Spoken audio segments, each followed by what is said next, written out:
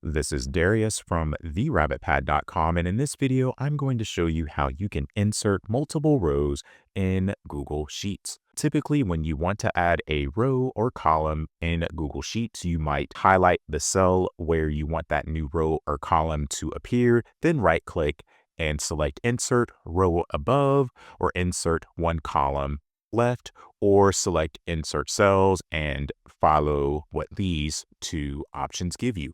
Or you might go up here to the Insert menu and then select Rows and insert one row above, one below, or do that same thing with columns.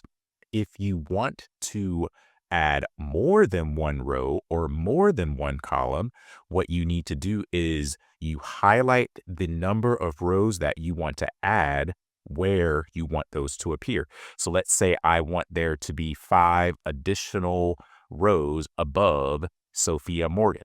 So I can click any of the cells in that row, and I'm going to highlight 5 of those cells.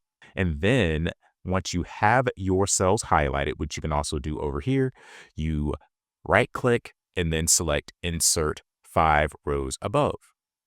And now you have 5 additional rows above the row where you wanted them to appear. You can do that same thing with columns by highlighting multiple columns and then right-clicking, and here you have the opportunity to insert 3 columns to the left.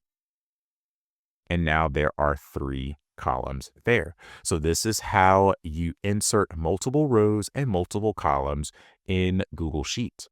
If you found this video helpful, please click that like button and subscribe to this channel to view more helpful videos in the future.